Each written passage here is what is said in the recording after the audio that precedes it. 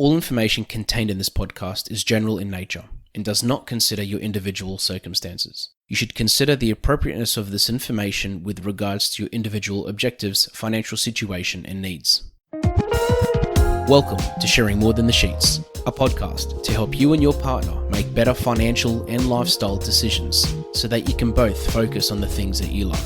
I'm your host, Michael Khouri, financial planner, green thumb, husband, and just dad.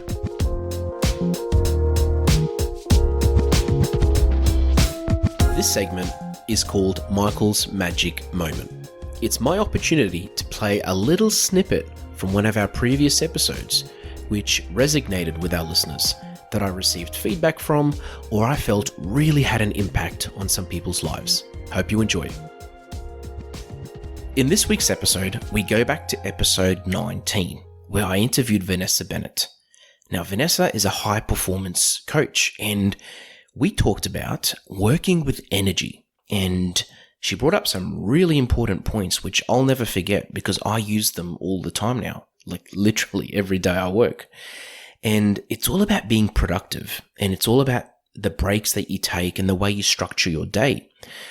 Now, we talk to many people these days, and you probably know many as well, that work from home. And even if they don't work from home, they work in an office and they struggle to have energy at the end of the day, or they struggle to be as productive as I'd like to.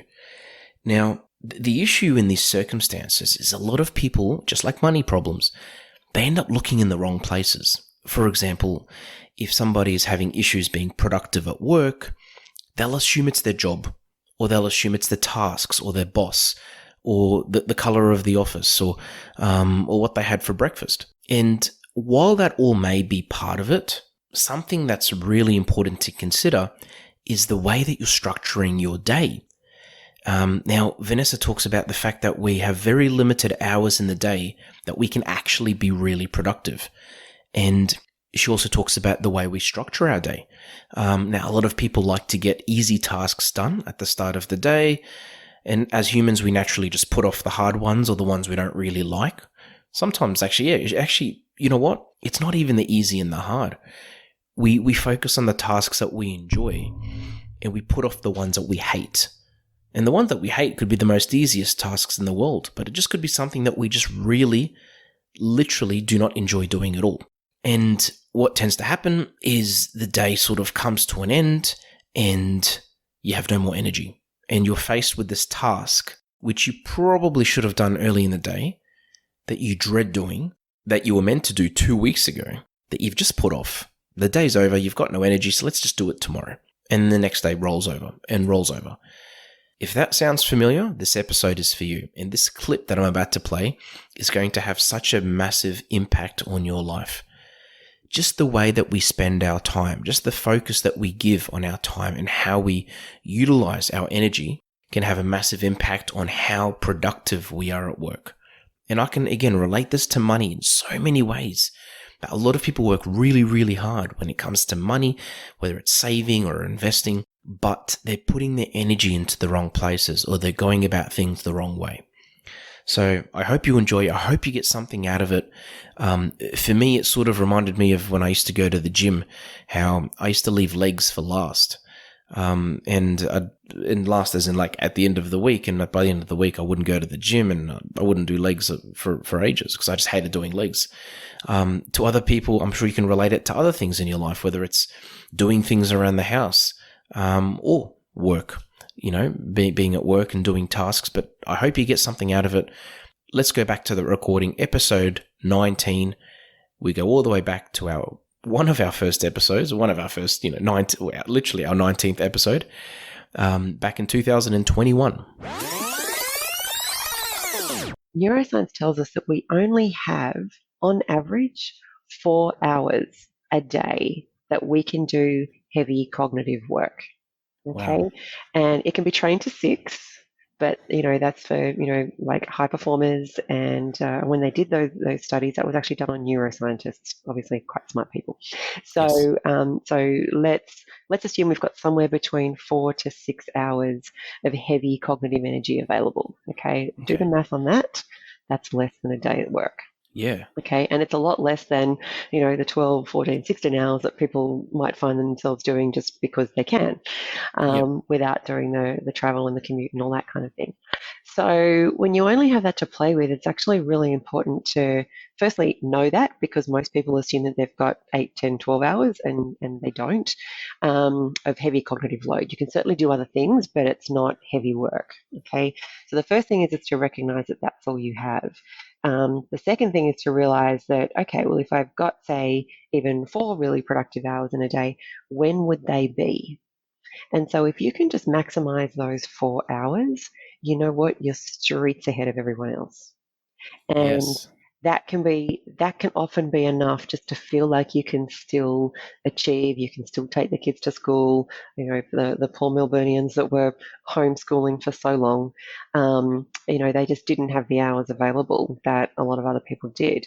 And so I think if we can get our heads around this idea of you've got 4 hours a day, at possibly a little bit more, but let's assume that we get those right, then it's really important to work out when those are for you. So some people are morning people.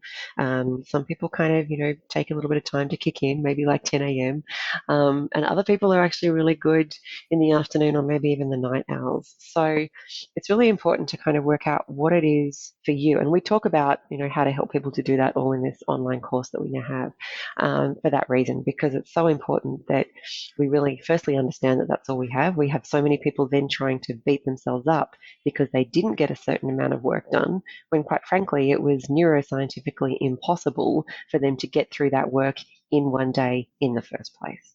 So let's not spend cognitive energy getting angry at ourselves when we need every bit of cognitive energy. That's just mental energy.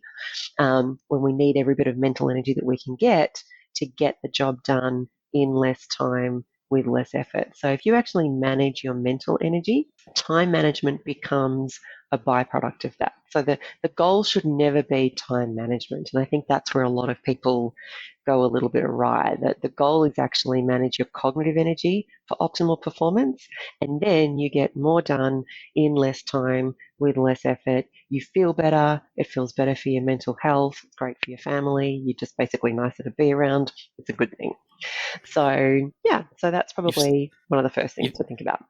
you've said that so well, and I think you are right, because it's very easy to beat yourself up over not getting enough work done, and think that it's a time thing, and then just keep pushing and pushing, and then the next day just doing the same thing again and the same thing again, and I guess that's what leads to burnout.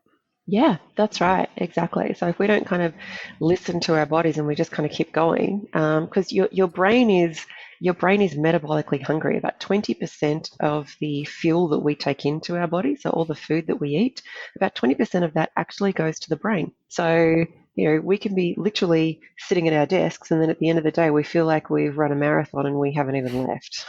Yep. So it's really important that we use that cognitive energy wisely. And one of the biggest mistakes people make is that they work on the next most urgent thing on their to-do list. They prioritize their to-do list based on urgency. And that's another way where people just completely come a cropper. Um, it's really something where if people can take a step back from that and manage their diary a little bit further in advance so that they can choose to work on certain tasks at a Hmm. time that matches their cognitive energy, it'll seem effortless. But say you've got Yes. a 6 hour task and you leave it to the last minute, and it's like, okay, now I have to work on this 6 hour task because that's the next most urgent thing on my to do list. That 6 hour task is going to take so much cognitive energy. It probably isn't even possible to do it in a day. It's certainly not going to get done in 6 hours. It's probably going to take you 8, 10, 12 hours just to do something that could have been done over 3 days in 2 hour blocks at a time that matched your energy. These podcasts have been brought to you by Better Financial Planning Australia. To book a free 15-minute phone chat, visit betterfinancialplanning.com.au. And you mentioned also around that point, taking breaks. What would you say around that side of things? Because sometimes I feel like breaks are a bit of a waste of time, because I feel like when I'm in the middle of something, it's just to keep going. But at the same time, there is that energy that's just being drained as I'm Yeah. going through it. Yeah, so true. And breaks depend on the person. So we have a concept which we talk about in the course called personal pace.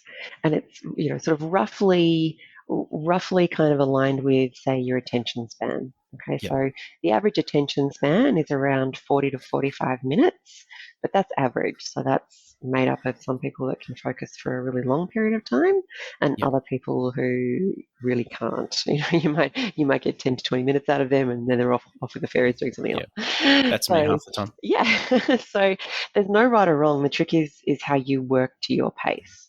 So, and part of what we do in the course is we actually give you a pace indicator to calculate that, to sort of work out roughly what would be your average attention span. Then the trick is to make sure that you're taking breaks according to that.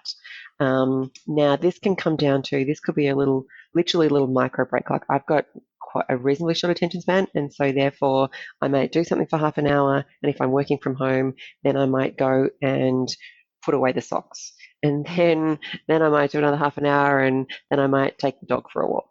Yep. And then I might come back after half an hour and put the rest of the laundry away, whatever it is. So it's about taking these little micro breaks that just give you this little bit of recharge at the time.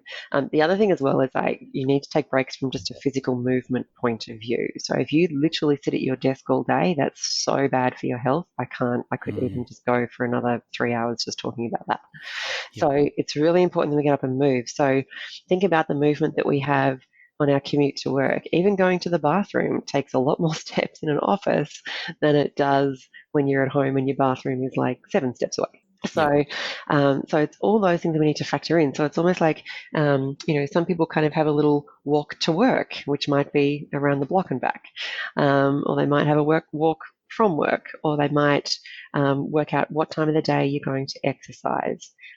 Does exercise maybe work at lunchtime because that's a nice natural time to take a break and it's easy to come back and have a shower and blah, blah, blah. Just depends on what's easy for you in terms of being able to do that. So there's so many ways to think about this, and there's no one size fits all approach, but taking breaks is really necessary for the brain to recharge. It's super important to do that, and it's really important for the body too. Thanks for joining us on Sharing More Than the Sheets. Please make sure you subscribe to be updated with future episode releases, and feel free to share this episode with any friends or family that you think it might benefit. Please visit us at sharingmorethanthesheets.com.au to submit questions or requests for future podcast topics. These podcasts have been brought to you by Better Financial Planning Australia. To book a 15-minute phone chat, visit betterfinancialplanning.com.au.